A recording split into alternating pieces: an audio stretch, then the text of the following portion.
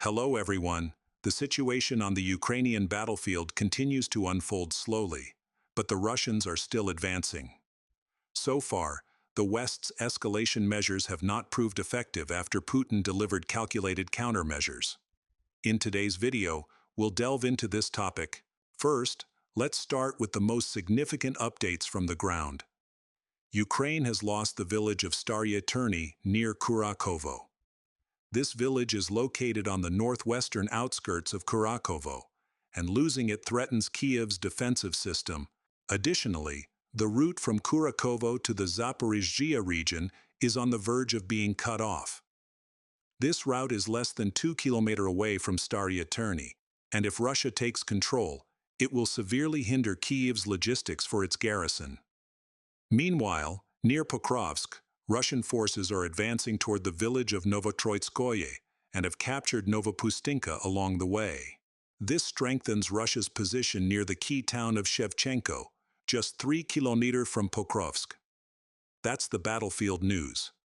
Regarding deep strikes into each other's rear lines, last night, the Russians continued their missile attacks on targets in Kryvyi, located in Ukraine's Dnipropetrovsk province. On the Ukrainian side, they also strive to enhance their long-range capabilities. The Ukroboronprom Defense Corporation has unveiled a new unmanned device called Peklo, equipped with missiles capable of flying at 700 km/h over a range exceeding 700 kilometers. President Zelensky stated that this weapon had already been deployed in combat, and Kiev was ramping up its production. After a period of silence, on December 6, Ukraine attempted to attack the Crimea Bridge using Poland's latest unmanned boat model, Gavia. According to Russia, 5 uncrewed boats were detected in the Black Sea, moving from the direction of Odesa. Simultaneously, KKyivdeployed deployed several other types of weapons, including drones equipped with machine guns, thermal cameras, and attack drones. However, the mission failed as Russia managed to destroy the unmanned devices in time using helicopters and small high-speed boats. Returning to the topic of Kiev using Western long-range missiles to attack Russia. As of the time we are producing this video, further Atacms attacks on Russia have ceased, suggesting the possibility of a behind-the-scenes agreement between the two major powers, Russia and the US. Let's recap some noteworthy developments over the past few weeks.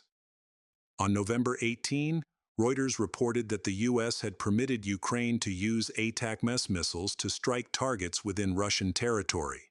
The news agency wrote, "The reversal of policy, nearly 1,000 days since Russia started its full-scale invasion on Ukraine, comes largely in response to Russia's deployment of North Korean troops to supplement its forces, a development that has caused alarm in Washington and Kiev," a U.S. official and a source familiar with the decision told Reuters.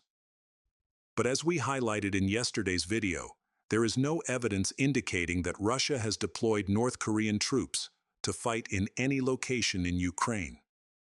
Their presence has been limited to logistical support in Kursk. Key developments from November 19 to 28. November 19-20.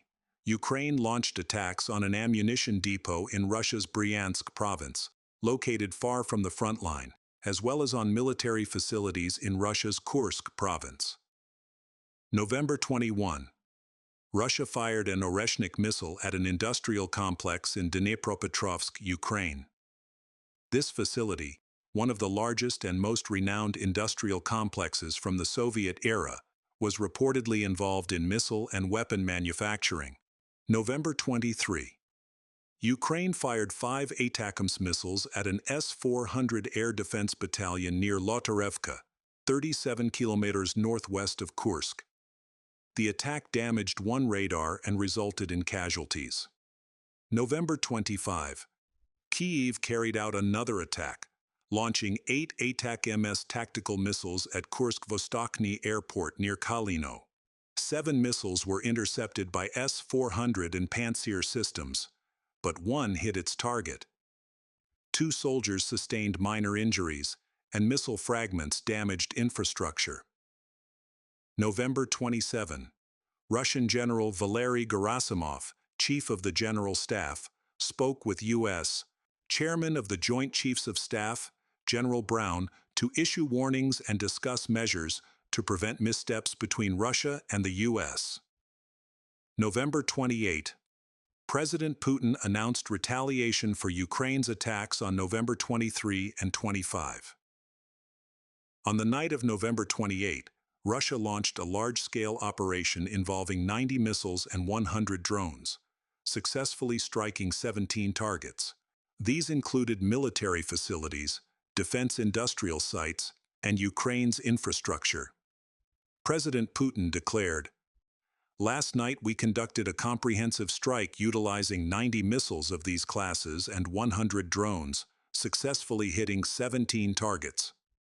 These included military installations, defense industry sites, and their support infrastructure.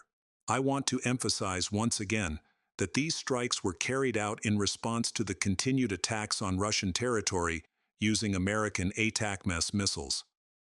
As I have repeatedly stated, such actions will always elicit a response. And Russia's message has finally been heard. In his statement regarding the latest attack, President Putin described the impact of the Oreshnik hypersonic missile. The system deploys dozens of homing warheads that strike the target at a velocity of Mach 10, equivalent to approximately 3 kilometers per second. The temperature of the impact elements reaches 4,000 degrees Celsius, nearing the sun's surface temperature, which is around 5,506,000 degrees. Consequently, everything within the explosion's epicenter is reduced to fractions, elementary particles, essentially turning to dust. The missile can destroy even heavily fortified structures at significant depths. On December 5 and 6, during another attack on Russia, Ukraine deployed a total of 33 UAVs, but no Atacms missiles were used to target the regions of Kursk, Voronezh, Belgorod, and Crimea.